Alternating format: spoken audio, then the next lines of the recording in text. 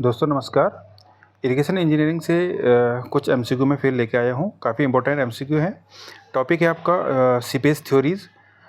Seepage theories से काफ़ी important question है इसमें। 18 से 20 क्वेश्चन होंगे, तो आप सारे क्वेश्चन जरूर देखना। चलिए शुरू करते हैं फर्स्ट क्वेश्चन से। The term piping use in connection with the design of hydraulic structure on permeable foundation is associated with drainage of seepage water, measurement of uplift pressure, failure indicated by boiling of soil, consolidation. ठीक है, तो correct answer आपका हो जाएगा option number C, आपका correct हो जाएगा। Failure indicated by boiling of soil. ठीक है, पाइपिंग एक प्रकार फेलियर है।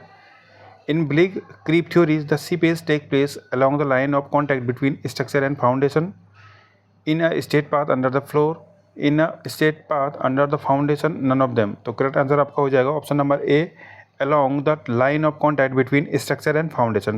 ऑप्शन नंबर ए आपका करेक्ट हो जाएगा। The assumption in Blake creep theory is water percolate along the contact of the base with the subsoil, that the hydraulic gradient is constant throughout the creep length, that the velocity of filtration is constant, and all of the above। तो correct answer आपका हो जाएगा all of the above. ये तीनों क्या है आपकी assumption है ब्लिक क्रीप थ्योरी के। ठीक है,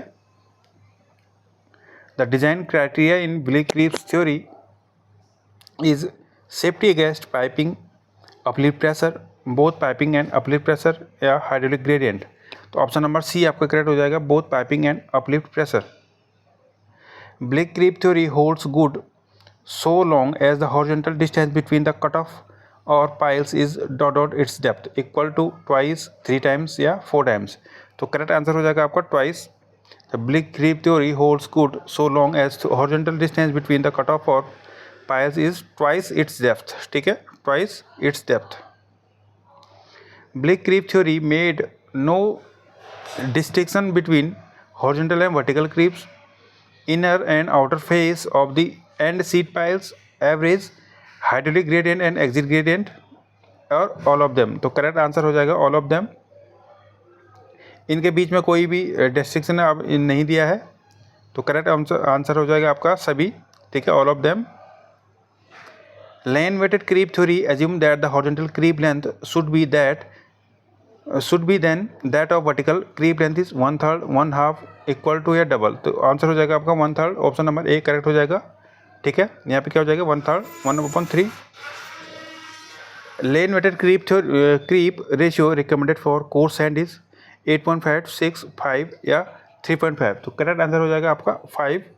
ऑप्शन नंबर सी आपका करेक्ट हो जाएगा 5। According to Darcy law the velocity of flow through the porous media V varies with the hydraulic gradient is hydraulic gradient I as V proportional to I square, V proportional to I, V proportional to 1/I, V proportional to 1/I square. ठीक है, तो आपको पता होगा ये। ठीक है, Darcy law के according V proportional to I होता है, वेलोसिटी प्रोपोर्शनल होती है आपकी हाइड्रोलिक ग्रेडियंट के। ऑप्शन नंबर बी आपका करेक्ट हो जाएगा। Darcy law holds good if the Reynolds number is less than 1, greater than और इक्वल्स टू 1, लेस देन और इक्वल्स टू 2, ग्रेटर देन और इक्वल्स टू 2। तो करेक्ट आंसर हो जाएगा आपका ऑप्शन नंबर ए करेक्ट हो जाएगा। लेस देन और इक्वल्स भी होगा, यहाँ पे ये वाला होगा साइन। ठीक है, यहाँ पे थोड़ा लिखने में गलती हो गई है। लेस देन और इक्वल्स टू 1 हो जाएगा। The potential theory in potential theory the velocity potential is 0, infinite, constant या नेग्लिजिबल। ठीक है, तो करेक्ट आंसर हो जाएगा option number C, constant. Equipotential lines are contours of datum head plus velocity head plus pressure head, datum head plus pressure head, none of these. तो correct answer option number C आपका हो जाएगा, datum head plus pressure head equipotential lines के लिए। ठीक है, in a flow net the stream line cuts the equipotential line at 0 degree, 30 degree, 60 degree या 90 degree. Correct answer हो जाएगा आपका ऑप्शन नंबर डी, 90 डिग्री। ठीक है, फ्लो नेट्स आपका क्या होगा, ये होते हैं फ्लो नेट्स। तो ये वाली लाइन होगी आपकी स्टीम लाइन, ये वाली होगी आपकी इक्विपोटेंशियल लाइन। तो ये कट करती है आपकी 90 डिग्री पे। ठीक है, चलिए ऑप्शन नंबर डी आपका करेक्ट हो जाएगा।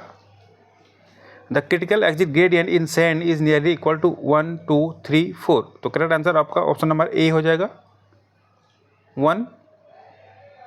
As per Khosla's theory the undermining of the floor start from the upstream end downstream end middle of floor from the intermediate sheet piles. ठीक है, तो करेक्ट आंसर हो जाएगा option number B, down stream and. In case deep vertical cutoff is not provided at the downstream end, the exit gradient as per Khoslas theories will be 0, 1 to infinite। ठीक है, infinite क्या हो जाएगा इसका answer? Infinite हो जाएगा, option number D हो जाएगा इन्फिनिटी। ठीक है, इन्फिनिटी हो जाएगा answer. To keep the structure safe against the piping, Khosla recommended a factor of safety of dot dot for core sand. Core sand के केस में Khosla's recommended factor of safety कितना होता है? 2 to 3, 3 to 4, 5 to 6, 6 to 8। तो correct answer आपका हो जाएगा option number C, 5 to 6। Sand के केस में खोसलाज द्वारा जो रिकमेंडेड फैक्टर ऑफ सेफ्टी है वो कितना हो जाएगा आपका? 5 to 6। Khosla's theory of independent variable is applicable of to hydraulic structure founded on sand, clay, rock या कंक्रीट। तो करेक्ट आंसर हो जाएगा ऑप्शन नंबर ए, सैंड। ठीक है, सैंड हो जाएगा। तो दोस्तों इसमें 18 क्वेश्चन थे, ये थोड़ा छोटी वीडियो बनी पर इंपॉर्टेंट सारे क्वेश्चन क्या थे? इंपॉर्टेंट थे। अगर आपको वीडियो अच्छी लगी तो लाइक ज़रूर करना, सब्सक्राइब जरूर करना। और हाँ, एक बात और बता रहा हूँ मैं आपको, मैं डेली कम्युनिटी में क्वेश्चन पोस्ट करता हूँ, नए नए क्वेश्चन पोस्ट करता हूँ अलग अलग सब्जेक्ट के। तो अराउंड 2400 क्वेश्चन यहाँ पे हो चुके हैं। ठीक है, 2400 क्वेश्चन यहाँ पे हो चुके हैं कम्युनिटी के अंदर। तो आप चैनल में विजिट करोगे तो कम्युनिटी सेक्शन में जाना, वहाँ पे आपको नए नए क्वेश्चन दिखेंगे, तो आप वहाँ से आप प्रैक्टिस कर सकते हैं। तो वीडियो कैसी लगी आपको कमेंट में ज़रूर बताना। तब तक मिलते हैं आपको अगली वीडियो में।